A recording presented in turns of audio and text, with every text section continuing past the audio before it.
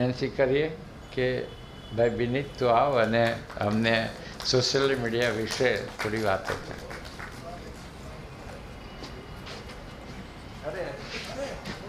નમસ્તે મિત્રો.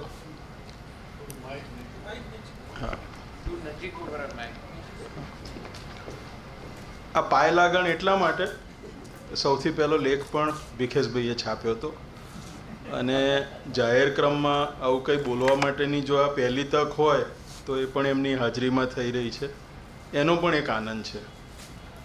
તો એ કે આશીર્વાદની ચેષ્ટા સમજજો.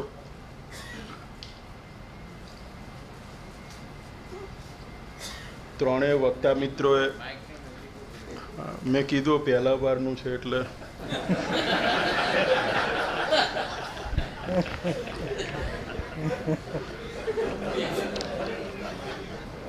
હું પછી સિઝન્ડ વક્તા થઈ જઈશ પછી વાંધો નહીં આવે. મારું પરફોર્મન્સ મારા મોટા ભાઈ જેવું રહેશે.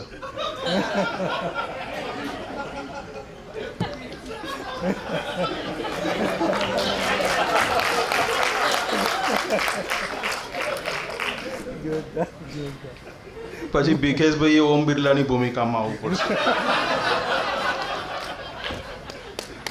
તો દેવાંશી જોશી, દૈવત ત્રિવેદી, તુષાર દવે અને સંચાલક ભૂમિકા લેખે ભીખેશભાઈએ વિષયને લગતી ઉત્તમ વાતો એમના અનુભવો વર્ણવ્યા છે. તમને સૌને મારા સહિત સવારથી આપણે આ એક વિષય પરની ચર્ચા કરીએ છીએ તો સાંભળવાનો બહુ જ આનંદ આવ્યો. આ કાર્યક્રમનું આયોજન થયું આજથી 20 દિવસ પહેલાં. ત્યારથી હેમાંગભાઈ રાવલ આયોજકોમાંના, સમીરભાઈ ભટ્ટ અને હરદી રાવલ, એ ત્રણેયના મને જુદા જુદા સમયે એક જ કન્ટેન્ટવાળા ફોન આવ્યા કે તમારે 10 જ મિનિટ બોલવાનું છે, તમારે 10 જ મિનિટ બોલવાનું છે. એટલે મને મોડે થઈ ગયું. એટલે જો હું એ વાત કહીશ તો મારે એકચ્યુઅલ તો તમારે 4 જ મિનિટ સાંભળવાનું રહેશે. એટલે તમે બધા કેટલા નસીબદાર છો. અને બીજું કે હા, પરીક્ષિત દેખાતો નથી, એ લગભગ જતો રહ્યો છે. તું જતો રહ્યો હતો, વચ્ચે જતો રહ્યો હતો, અત્યારે પ્રગટ થઈ ગયો છે. પરીક્ષિત ગેરહાજર હોત તો હજી વધુ સારું બોલી શકતો હું. પણ ત્રણેય મિત્રોએ સરસ વાત કરી. 90-92 સાલથી આ હોલમાં આવું છું, એટલે આજકાલ કહેતા 30 વર્ષ થયા.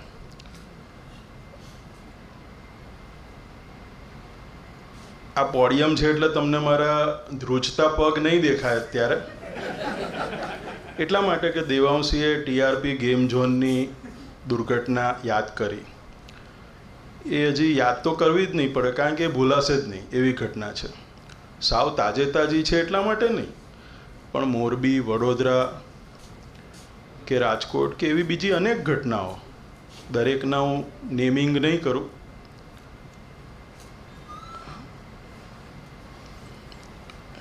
એ ભૂલાશે જ નહીં, એટલે યાદ કરવાની. પણ અત્યારે સામાજિક નિસ્બત લે કે સામાજિક માધ્યમો અને સાહિત્ય એની ચર્ચા નિમિત્તે એ ઘટનાઓને હું કેમ યાદ કરું છું. મારી સામે પહેલી લાઈનમાં કિરીટભાઈ દુધાત અને બીજા છેડે રમેશભાઈ મેરજા બેઠા છે. એ બેની હાજરીમાં આ વાત કહેતા મને એવી ખાતરી થાય છે કે મારી કહેલી વાત કદાચ આવતીકાલે 24 જ કલાકની અંદર સંબંધિતો સુધી પહોંચાડવામાં મને એમની ભૂમિકાની કોઈ મદદ મળશે.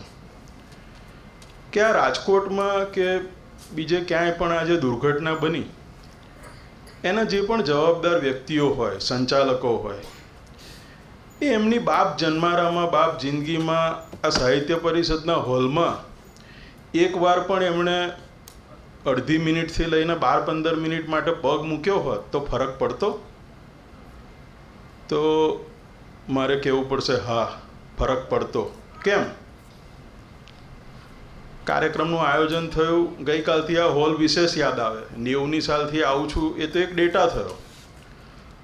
250-300 બેઠક ક્ષમતાનો હોલ છે. એને 6 બારણા છે. એટલે ટીઆરપી ઝોન મોલવાળા સંચાલકો અહીં આવ્યા હોત તો એમને ખબર પડતી કે કોઈ પણ પ્રિમાઇસીસને કેટલા એક્ઝિટ હોવા જોઈએ. તમે કહેશો કે 6 કેમ? અહીં તો 4 જ દેખાય છે આપણને, પાછળના 2 અને આ 2. સ્ટેજની પાછળ પણ 2 એક્ઝિટ છે.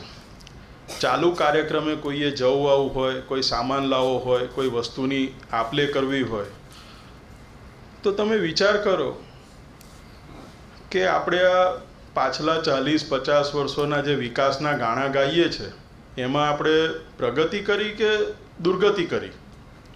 આ તો 80ની સાલમાં બંધાયેલો હોલ છે. એના જે પ્લાનર હશે એણે પાછળની એક્ઝિટ પણ વિચારી રાખી છે. ચલો આ ચર્ચાને એક ઉદ્દીપક તરીકે બાજુએ મૂકીએ.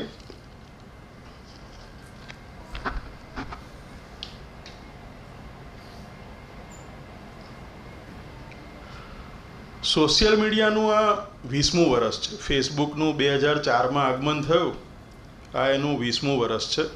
અને મારી અગાઉ પણ વક્તાઓએ કહ્યું છે કે પરિષદની સોશિયલ મીડિયામાં હાજરી તો હોવી જોઈશે, તો જ એ લોકો સુધી પહોંચશે. ભૂતકાળમાં એવી પણ એક ચર્ચા થઈ છે કે પરિષદને સ્થાપનાને 100 વર્ષ ઉપરાંત થઈ ગયા, પણ કદી પરિષદ અમદાવાદની બહાર નીકળી શકી નહીં. પરિષદનો હું સભ્ય વિનોદભાઈ ભટ્ટના કારણે એમના પ્રમુખ પદના ગાળામાં બન્યો હતો. તો એ સમયે એક દરખાસ્ત એવી હતી કે સરકાર પાસે જમીન માંગવી જોઈએ કે અમારે વડોદરા, સુરત, નડિયાદ, રાજકોટ ક્યાંય પણ પરિષદનું એક બીજું કેન્દ્ર ઊભું કરવું છે. એ કેન્દ્ર ઊભું કરીશું તો કોઈ પ્રવૃત્તિ લેખે આગળ જશે. એ જમીન ક્યારે પરિષદના જે સંવાહકો છે એમણે માગી કે નહીં એ મને ખબર નથી, પણ ગુજરાતમાં દુનિયાભરમાંથી આવતા ઉદ્યોગપતિઓને જમીન મળે છે. સરકાર એમને સામેથી મિસકોલ કરીને જમીન એલોટ કરી આપે છે, પણ પરિષદને નહીં મળી. મને એવું લાગે છે કે આપણે જમીન નહીં, ખરાબાની જમીન આપો, ગૌચરની જમીન આપો, ત્યાંથી માગવાનું શરૂ કરવું પડશે. તો છેવટે નાનો 500,000 મીટરનો પ્લોટ બી મળશે અથવા તો કોઈક જગ્યા મળશે. અમદાવાદની બહાર પરિષદનું પ્રવૃત્તિનું કેન્દ્ર હોવું જ જોઈશે એવું મને લાગે છે. માત્ર કાર્યક્રમો નહીં, એક કાયમી કેન્દ્ર કે જ્યાં સતત પ્રવૃત્તિઓ થતી રહે.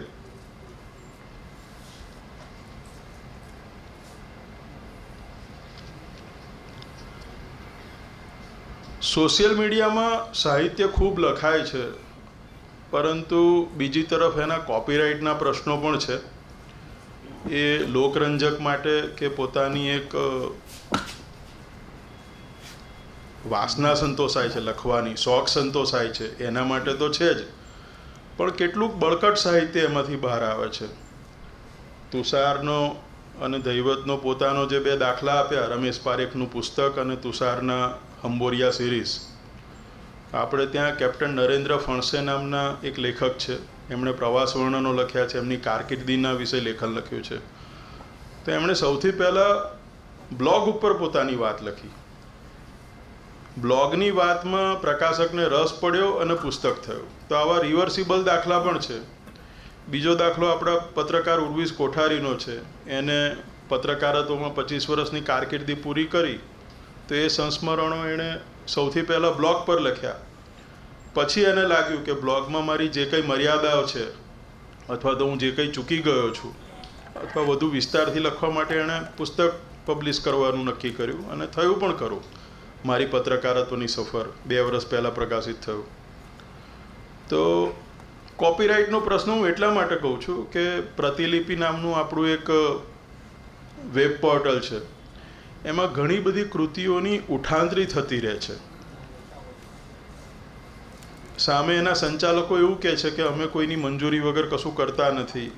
જેમનું છપાય છે એ લોકોની દલીલ એવી હોય છે કે અમને પૂછ્યા વગર જ, અમારી કોઈ મંજૂરી વગર, લેખિત, ટેલિફોનિક મંજૂરી વગર જ આ બધું ખોટા ક્રમમાં છપાઈ રહ્યું છે. તો એ બધા વિશે પણ પરિષદ કે કોઈ કાયદાકીય મર્યાદા હોય તો એ બધું દૂર થઈ શકે કે કેમ, અને આની ખૂબ ચર્ચા થાય છે. દર ત્રીજે દિવસે સોશિયલ મીડિયા પ્લેટફોર્મ પર હોય છે. તો આવી વાત સાથે હું મારી વાત પૂરી કરું છું.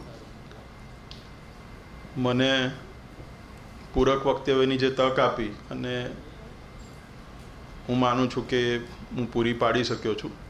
સૌનો આભાર.